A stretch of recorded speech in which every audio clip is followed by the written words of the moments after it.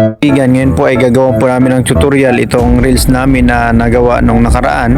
Ito po na text effect behind. So ngayon po sundan niyo po kami para sabay-sabay po nating matutunan at malaman ang CapCut editing. So let's go. So ayun na nga mga kaibigan, mag-uumpisa tayo sa ating proyekto. Pinutin natin ang CapCut, tapos new project.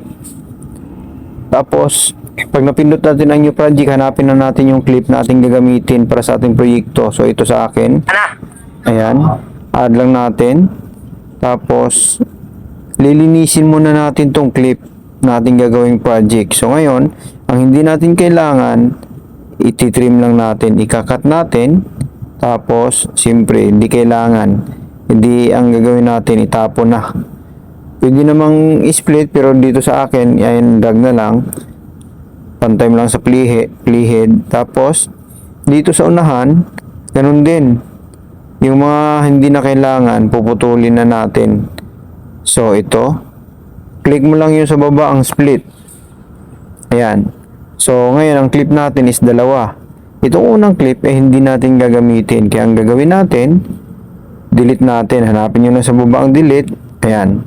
Tapos dito, ito na. Ayun. Mag-apply tayo ng text. So nasa baba, tingnan nyo lang, hanapin nyo ang text. O, click nyo yung text, tapos add text. Ayan. Sa akin, pangalan lang ng aking page ang aking ilalagay.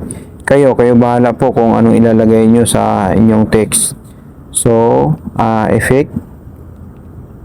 Ano muna? Yung font muna. Fonts. Sa akin, funny cute. Hanapin nyo lang yung funny cute. Basta sa akin, ito yung trip ko. Kayo na bahala sa inyo. Ayan. So, drag natin. Palakihan lang natin. Yan. Tapos, apply tayo ng effect. Yan. Yan sa akin naman, sa effect, napili ko itong green na may na-black yung gitna. So, ayan. Ayan na po. Drag lang natin konti. Pilitan natin konti. Ayan. Ito na po yun. So, check natin. Ngayon, ipantay lang natin yung text natin dito sa clip na ating, ayan. So, hindi pa pantay. O, ayan. Pantay na, di ba? Ngayon, ang gagawin natin,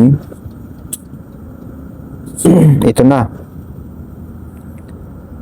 Tansyahin lang natin. Ayan. Dito mga idolo, mag-add tayo dito ng keyframe. Ayan. Yan. Yung tamang-tama lang na add tayo ng keyframe. Ayan. Taas dito. Ang gagawin natin, taas lang natin yan. So, tingnan natin mga kaidolo kung anong magiging resulta. Yun, di ba mabagal? Ngayon, ang gagawin natin, baguhin natin mga kaidolo. So, ito yun. Ano lang natin, iunat lang natin. So, dito, babaguhin natin. Kasi mabagal po yung dating eh. Yan. So, dito tayo. Yan. Add tayo ng keyframe.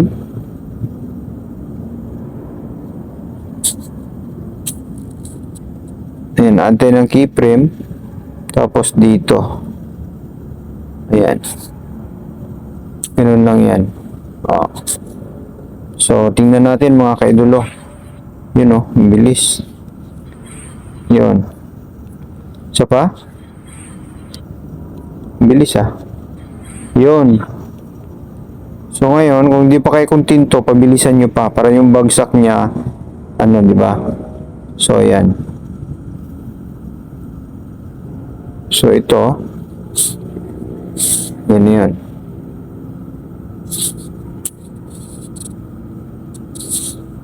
Yan. Tansyahin lang natin mga kaibigan. Yan.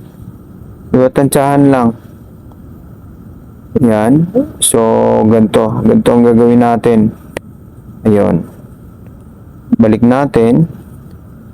Tapat ulit natin dito sa keyframe. Ngayon ang gagawin natin ito. Ayan. So, play mo natin mga ano, you know. So, play. Tingnan natin. Ayun. Ayun.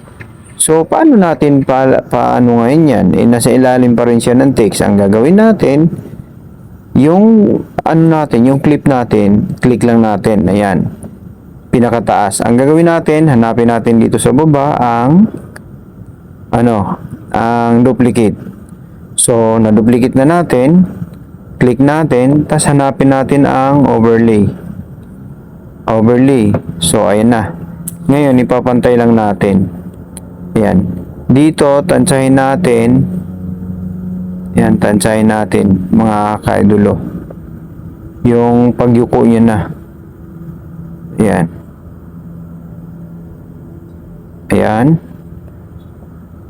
Buwasan natin. Hanapin natin sa baba. Itong in-overlay natin na clip, puputulan natin. So, ayan na yung timing.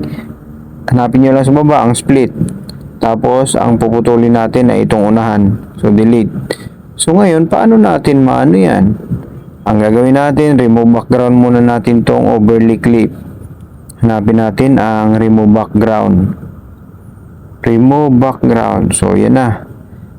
Okay, try mo ang auto remove. Dahil natin, so nag-check na mga kaibigan. So ngayon, try natin ulit. Play natin. Ayan.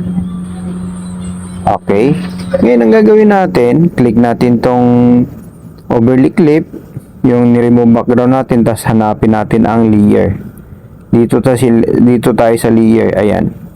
So, ayan. Pagpalitin lang natin sila. Ayan. I-press nyo lang. Tapos, ganyan. So, ayan na po. Play natin, mga kaibigan. Kung anong kalalabasan. Ayan. So, ayun lang. O, diba? Nasa ano na siya. Ganun lang po. So, yun lang po, mga kaibigan. Kayo na po bahala maglagay ng mga sound effect kung ano ang gusto nyo.